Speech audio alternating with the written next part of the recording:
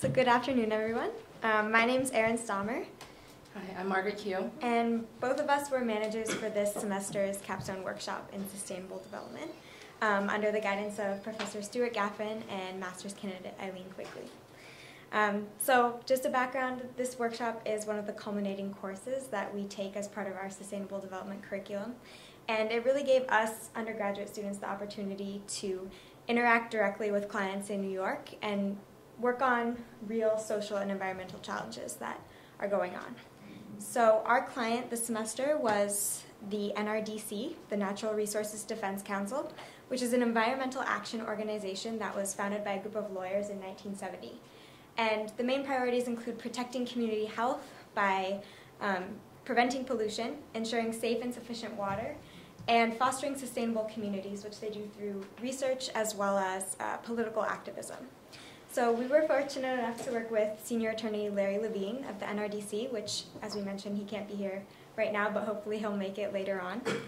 And he really kept us up to date on the most recent happenings in terms of stormwater management and new rules that were being processed in the community.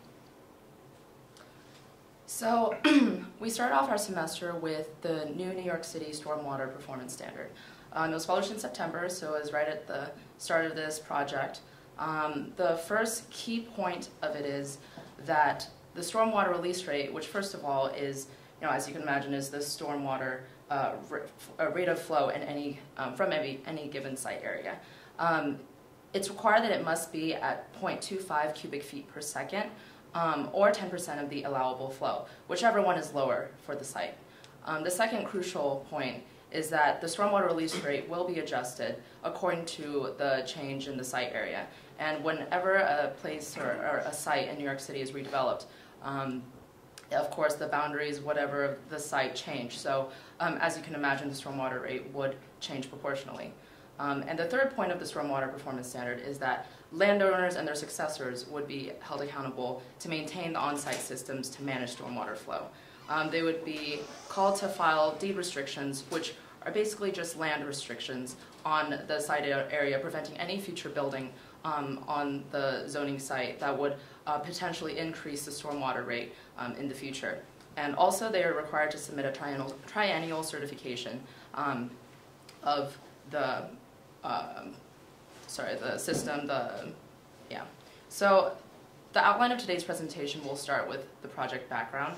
Our beginnings, where we started, and then it'll lead into the problem itself. And I know Professor Gaffin has elaborated on it, and that is the issue of the combined sewer overflow. In our analysis, we looked at GIS, and that is where we got the basis of our methodology. Then we'll look at the green infrastructure selections, green roofs, permeable pavements, trees, rain barrels, /harvesting. Those are the ones that we researched in our analysis. And then we'll follow that up with a combined green infrastructure analysis, seeing how the cumulative effect of combining particular green implementations would be. And then after that, we will talk about possible future applications of the green infrastructures, as well as show you a model of a potential maxed out green property. So the big problem, combined sewer overflows.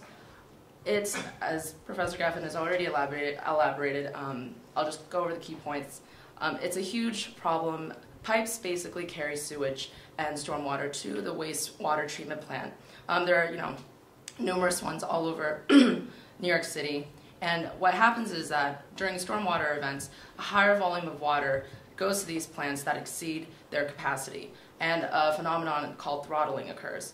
When this occurs during intense rainfall events, excess water goes to public water bodies, and it's untreated, so it's just pure, waste goes into our water, and as you can see, that creates huge amounts of pollution.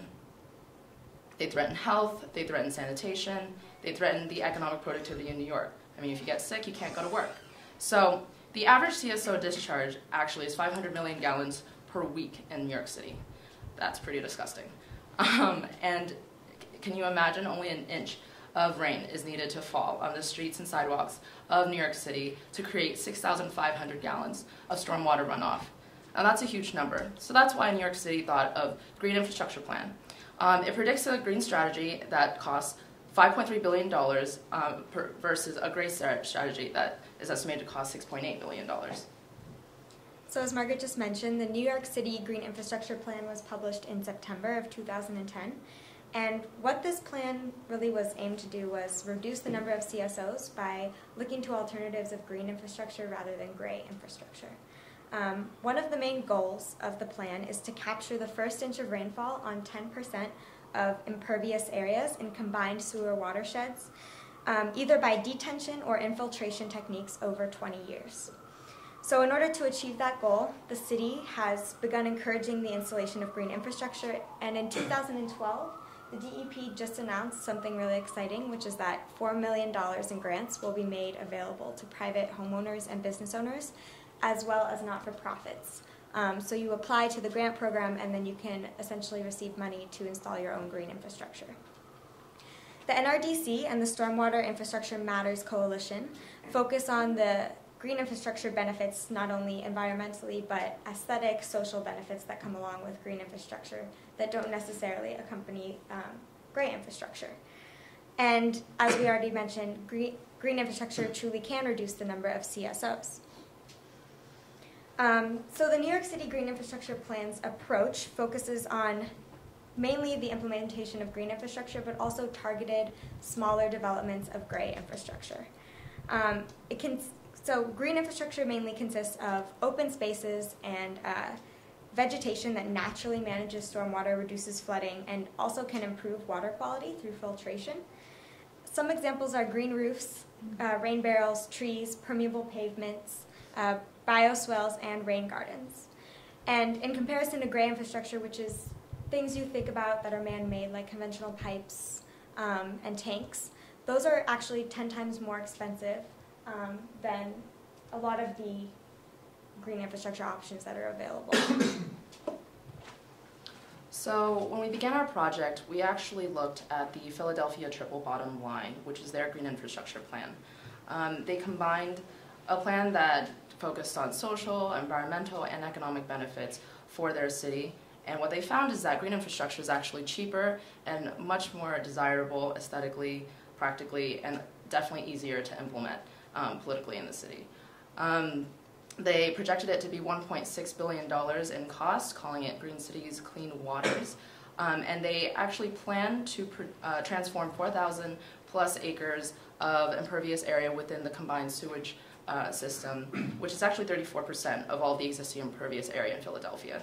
And they plan to do it over the next 20 years. Now, this actually, if you think about it, averts an estimated $16 billion of underground infrastructure. So, green wins.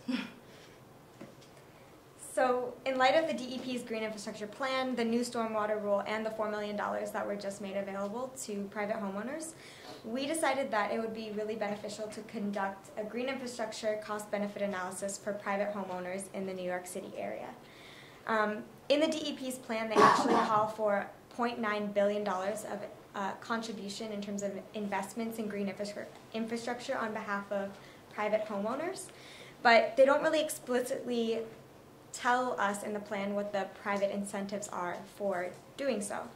And so in our analysis, we really set out to provide those incentives for homeowners. And to do so, we assumed that there would be a stormwater credit awarded to private home and business owners, which at the moment is not the case in New York City. But I think part of our analysis really underscores how, if that system was implemented, what benefits we really could see. So now we're going to turn this over to Derek, who's going to elaborate on how we chose the building types we used in our analysis.